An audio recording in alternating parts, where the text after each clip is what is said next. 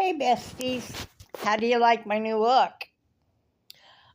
I got so tired of looking like death warmed over after going through cancer and everything, and then having my hair grow back white instead of brown.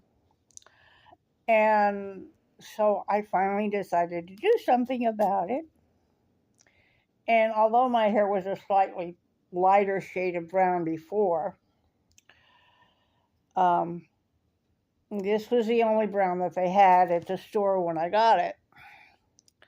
So I said, okay, we'll try, doing dark brown. Because my mom and my dad both had dark brown hair.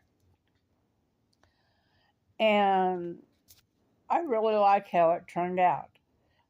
It actually seems like it took a little bit of the age off of me, and I don't look so washed out anymore.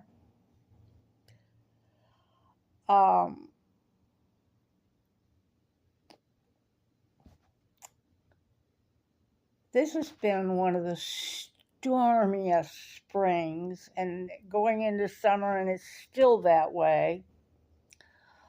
The last few days, the storms have missed Tulsa, but they've been like, Missouri and Wisconsin and Idaho and Indiana, and they've all had tornadoes. And the storms are coming up from the Gulf, and, we get hit with the rain, but then everybody else seems to be getting the really severe weather. The only problem with this is that I'm still getting the pre-storm migraines. So I'm really I'm hoping for some nice weather for a week or two. I've been getting like a break of a day, maybe two in between storms. And we've got more storms, headed our way. And I'm like, okay, this is one of the things, I guess, about being older, and also the reason I get the pre-storm migraines is because of having a broke nose when I was younger. Actually, the day that I had the spinal injury because of an assault, I also ended up with my nose getting chipped and a couple of ribs kind of cracked. And that heralded from 1993 till now just being in an awful lot of pain. I've got fibromyalgia and haven't known a day without pain since the day of the assault. And I'm not complaining. It's just a fact of life. Another thing I like about my hair being brown, my character that I play when I'm D&Ding has got brown hair. So it's going to make it easier to cosplay her now. Just, pull on her clothes and I'll actually be in character. And I never thought that just, dyeing my hair was going to make such a difference in my attitude and in the way I felt about myself. Now, it's not like I've never dyed my hair before, because I used to do it all the time when I was younger. But back then, I generally dyed it blonde because I was trying to pass as more white than Native American because I'm mixed indigenous. And I was brought up by my family to hide what I was, because my dad and his dad grew up during a time when being indigenous or being mixed indigenous was really kind of shameful.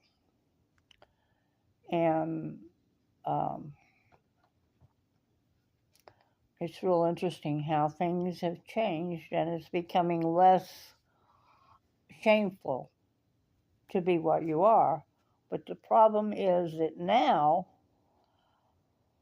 it's much harder for people who are trying to reconnect and and trying to learn the old ways and everything, because of course you're going to be viewed as a pretendian and an imposter. And um, I've gotten to be part of the Native American community over a couple of decades now, and I still, I still deal with the pretendian BS. And the reason that I have to deal with it is because there are really people that enjoy pretending to be Native American, to putting on the clothes like a costume, and um, acting in very disrespectful ways. So um, it's one reason why I'm really careful about when I wear my jewelry, when I wear my boots. I've got a pair of moccasins that I bought, and they have this beautiful embroidery work done on them that's like the beading that would be done. Um, and if I were better at beading, I would probably go over and redo the patterning of the embroidery with the beads, so they would be, more true to what they should be like. And they're only wore for like I wear them to powwow. I would wear them when I'm going to winter because the dress will cover them, but they're comfortable to walk in, you know. And sometimes I wear them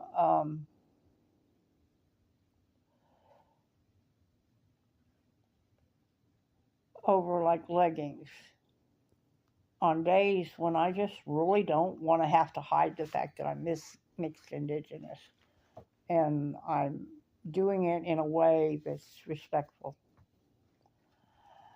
And so, I've learned that in order to be respectful, I have to be very considerate and very aware of how other people think and about what the actual ancient ways are, how my ancestors would have handled it. I always try to honor my ancestors no matter what I'm doing.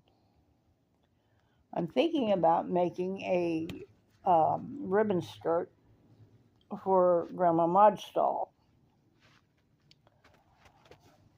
And so that's going to be um, just part of her wardrobe. I don't know that she'll ever wear it a whole lot, but it's going to be part of her wardrobe that I give her. Um, all of my reborn dolls wear like size 0 to 6 months, except for the Grandma Maud and Grandpa Theron wear up to they were 9 months to a year in clothing size.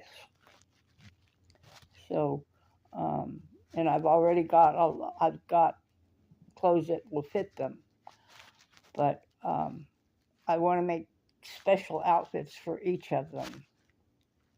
And Grandpa Theron's doll will have a little ribbon shirt with Cherokee colors, and Grandma Maud will have a ribbon skirt. And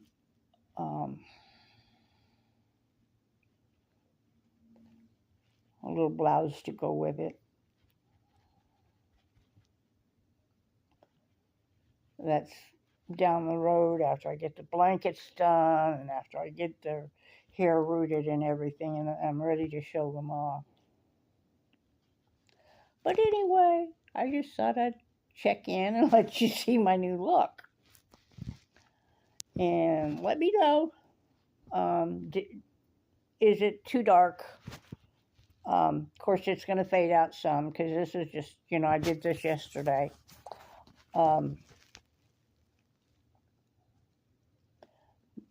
But anyway, Hope y'all have a good day. Love you guys. Bye-bye.